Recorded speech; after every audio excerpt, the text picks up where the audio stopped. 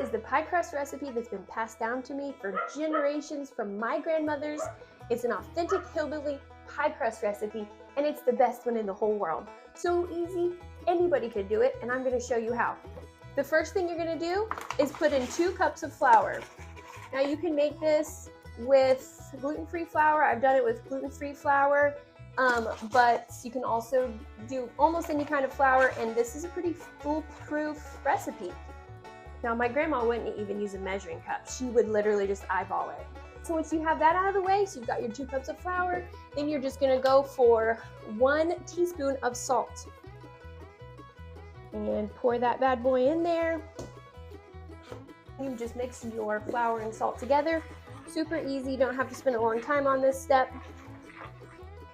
The next thing you're gonna do is take heaping 2/3 of fat, any fat that you want. It could be lard, margarine, butter. I use half butter, half lard, because the butter gives it a great flavor and the lard gives it that flakiness. My grandma said for 1 pie crust, you need a heaping 2/3. Now, heaping means 2/3 plus a little extra, and that changes every time I make the recipe. Sometimes I use a little more extra or I use a little less extra, but it doesn't really matter. It always turns out. So I'm just going to look at my butter stick and decide where I think 1/3 is at, and then I'm just gonna add on a little bit because that's what Grandma did. I just dropped my butter stick straight in. I'm going to get in here, get into my lard.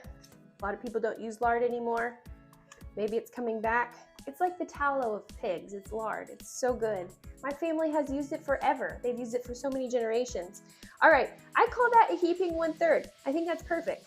So I just drop that in. Yes, I'm using my hands. My favorite quote from my grandma is that your hands are the best kitchen instrument that God gave you. At this point, you're just gonna break your butter and your lard into little tiny pieces. You want them to be like little crumbles. Yeah, you could use a couple knives, you could use a pastry blender, but it's just so much fun to get my hands in there. It's like playing Play-Doh when I was little. Just going to break this up with your hands. Literally just pretend like you're playing Play-Doh, like when you were a kid. What's happening right now is as you break your fat up into little chunks, when the fat melts in the oven, it's going to make flakes in your pie crust. And that's why this pie crust is so flaky. So you don't want to overwork it because that will make your dough tough, but you really just want to break them up until it looks like little pebbles. You can see some of the flakes start to forming. Okay, now you can see the mixture. It's pretty crumbly. There's some big chunks of butter still, but that's good enough. I don't want to mix it too much. That's why this is such a quick recipe. You don't want to overmix it. I'm going to go wipe off my hands now and I'll be right back. Once you have it at this crumbly stage, now we're going to add ice water. Now, ice water, my ice melted, but it was ice water. Ice water is super helpful. The cold water will make your crust easier to work with. You could use regular water, but the cold water will make the crust a little bit easier, help it hold together. This is a little bit of a tricky part. Your crust, you're gonna use just enough water to help your crust hold together, but you don't wanna put too much in at this point. So you're just gonna take, I think it's usually between 5 and 7 tablespoons. And so at this point, you're just gonna kind of sprinkle the water around. You don't want it to hit one spot. And then you're gonna do, after about 3 tablespoons, depending on how much fat you put in here, you're gonna just kind of do a test, see how it starts to come together. Because you want it to start to come together, sort of start squishing it, pushing it together. See how it's holding together in a ball like that? That is plenty of water. We don't want to add too much water because our crust can get tough. So I just added 3 tablespoons and that was enough to pull this together. You're going to gather it all together. It's going to be a 2 crust pie, so I'm actually going to take about 2/3 of it for my bottom crust, and then I'm going to keep about 1/3 of it for my top crust. And you're gonna just make those into a couple balls. At this point, you can put them in the fridge if you wanna make them even easier to work with, but I don't really care. Let me show you how I'm gonna roll them out. Okay, at this point, now we're ready to roll out our crust. It's pretty simple. I love this little baking mat thing because it helps to support my crust, and then I can just flip it over into the pie pan. So you're gonna put some flour down on it because that'll help as it gets rolled out. You could just do this on the tabletop too. You don't need one of my fancy mat things. Then you put a little bit of flour on your rolling pin. I'm gonna grab this and I'm gonna make it into kind of a disc shape because that's gonna help me start out in the right shape. It's gonna help me start out in the right shape. I'm gonna kind of smash it together a little bit. And then we're just going to, I like to turn it a little bit as I start to roll it out because that will ensure that I can still pick it up and move it whenever I am gonna put it onto my pie pan. So I just give it a little turn, I roll it out, keep turning it. I don't mind that my edges are kind of starting to crack. As long as the middle of it is holding together, that's fine. It doesn't have to be beautiful, it just has to taste good. Just keep rolling it.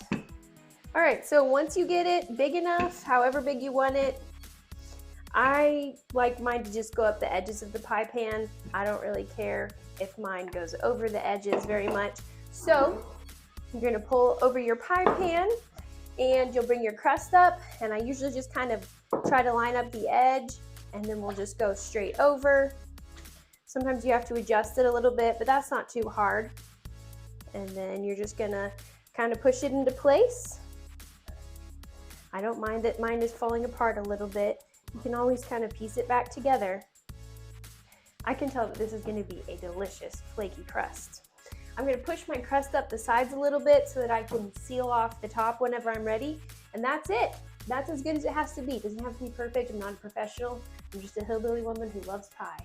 I have my mixture and my pie filling, the bottom crust. Now I'm ready to roll out my top crust. So we're gonna put a little bit more flour down, and I'm gonna put a little bit on there.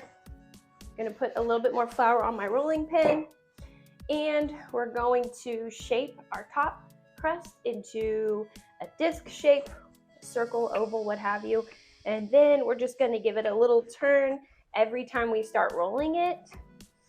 And you don't have to do the turn because I'm using a baking mat. It will probably turn out just fine, but I like to give it a little turn just to make sure it's not sticking to my table or my mat too much. All right, so once you get your crust big enough, looks like it's gonna go onto the pie, you can just kind of match them up and see. So I'm gonna start it right here at the edge, and I'm just gonna kind of pull it across. Looks pretty nice. I'm gonna pull it back this way, and that's the great thing about this crust is that you can pull it back and forth a little bit if it's floured pretty well. Okay, and at this point, I don't have anything special or fancy I do for the crust. I just want to make sure that I seal it off. And so I'm just gonna kind of roll it together, pinch it, make sure that they're kind of sealed off, but that's about it. Okay, now I really don't do anything special for the crust. I think the crust is special. So I just pinch it off like that. I am going to poke a few holes in the top of it so that the steam can escape and it won't bubble up in places where I don't want it to. Look how pretty that is. Okay, so this pie is flaky on the top. It is so bubbly, it is so flaky. It's gonna have such an amazing flavor. I'm actually going to let it cool down a little bit before we cut into it. Before I had time to even film this video, I had family members come in and sample the pie, and I literally had to threaten them to stop eating the pie because it was so good. And I wanted to show you how it turned out. Look how amazing and flaky this crust is. You can just see like how perfect that is. That is my grandma's pie crust recipe.